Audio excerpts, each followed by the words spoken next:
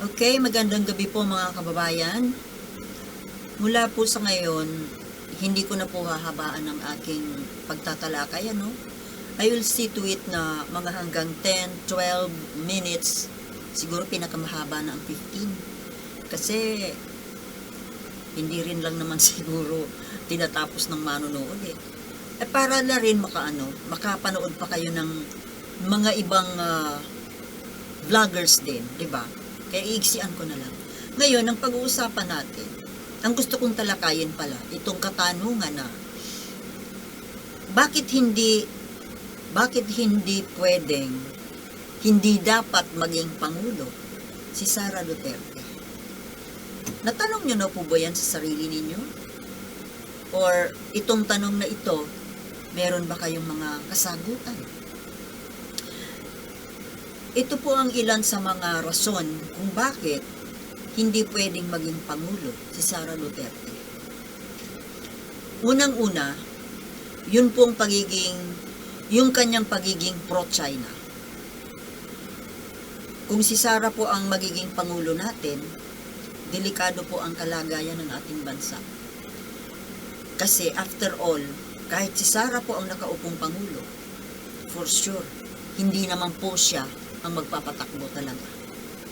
Hindi siya ang magdedesisyon, hindi sa kanya manggagaling ang mga polisiya.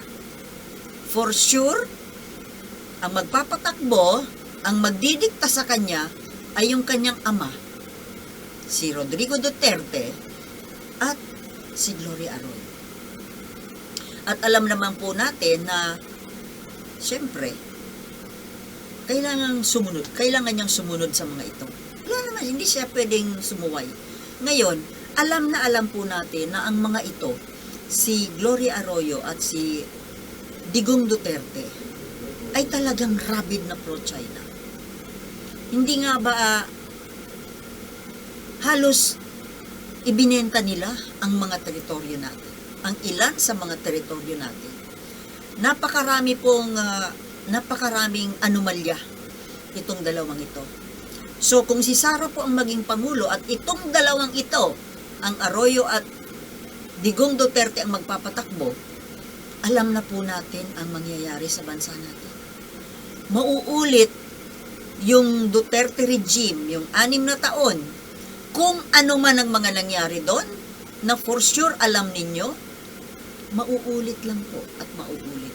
And by that time, hindi na po papayag ang Duterte at ang China na hindi pa tayo talaga tuluyang makubkob ng China. Dahil hindi rin nakakasiguro kung sino after Sara, kung sino ang magiging Pangulo. Although meron sila ang nasa kapangyarihan, they have all the power to choose the next president. Kaya nga po, mga kababayan, hindi po talaga dapat maging Pangulo si Sara Duterte. Hindi po sa nasusuklang tayo sa kanya o sa pagkatao niya. Siguro ko naman po may kabutihan din naman ang kalooban ni Sara. At although may mga ugali siya na hindi maganda, but ang katotohanan po na ang siguradong magpapatakbo ng bansa ay hindi lang si Sara, kundi ang kanyang ama at si Arroyo. Pareho din naman yan sila eh. Pare-pareho yan sila. Tingnan ninyo. Itong tatlong ito, may naririnig ba kayo na reaction man lang sa mga nangyayari sa West Philippine Sea? Di ba wala ni isa? Dahil nga, pabor sila, or baka nga, kasabot pa sila sa mga pinaggagawa ng China. Ngayon, pangalawang dahilan kung bakit hindi siya pwedeng maging Pangulo, magtutuloy-tuloy na po yan ng mga Duterte Arroyo, magpapalit-palitan lang. Hindi na nila yan bibitawan. At sigurado,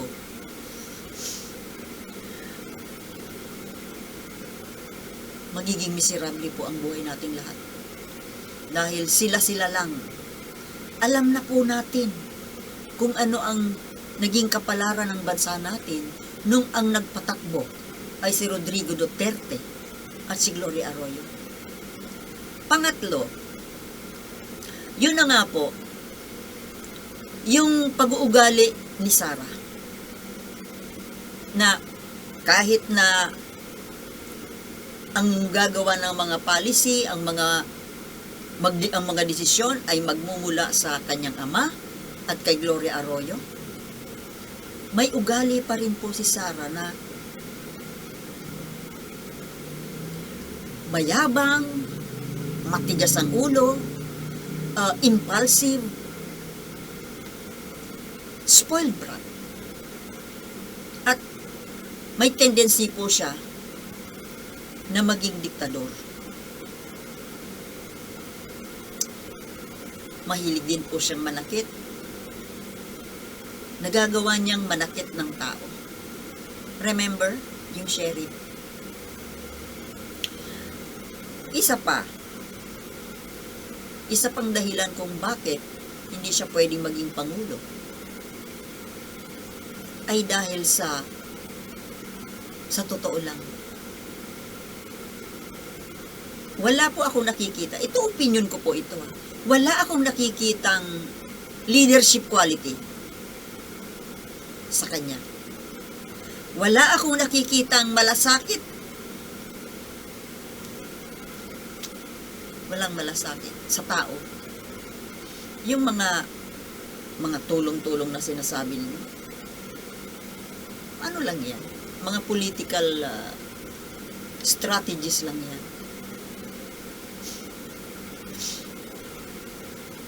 At ang isa pa pong napapansin ko, medyo may kahinaan po ang ulo. Kahit sabihin pa na nagtapos daw ng abogasya, wala po akong nakikitang, wala akong nakikita na anino na karakter ng pagiging isang abogado.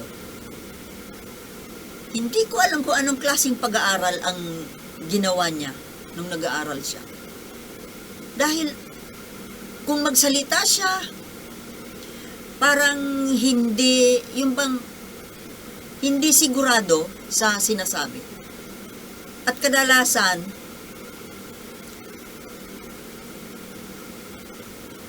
parang basta mahina ang ulo. Mahina ang ulo. Hindi po pang-pangulo. Hindi po ako namimintas. Ang sinasabi ko lang po, kailangan nating pumili ng isang talagang may leadership quality. At hindi ko po yun nakikita kay Sara. Bukod sa pagiging mayabang, yung alam niyo, yung pinagagawa niya kay Martin Romualdez, doon po natin nakita kung anong klaseng karakter meron siya. At ang pinakamatindi sa lahat, yun nga pong medyo may pagka-klepto. Diba, yung mga issue ng confidential fund, maano sa pera.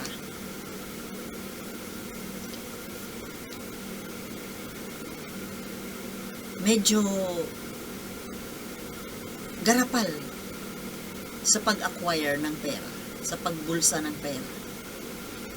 Tingnan nyo na lang yung nangyari sa confidential fund, na hanggang ngayon, hindi naman sinasagot kung saan ginastos. Ang binibigyan ng kasalanan, yung nagbigay. Nagbigay kasi humingi. Ngayon, nung paghingi, siyempre, hindi naman pwede na porke hiningi mo, gastusin mo na lang ng basta-basta.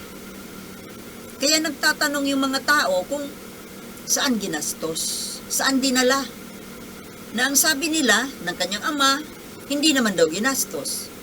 O hindi ba't marapat lang na isole kung hindi ginastos?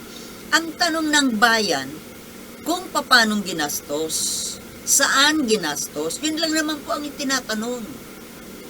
Ngayon, kung masasagot yun ng tama, kung ayon ba sa batas yung pinagkagastusan, o di walang problema. Diba? Yun lang naman yun. So, yan po ang ilan sa mga kadahilanan ko kung bakit ayaw ko siyang maging Pangulo.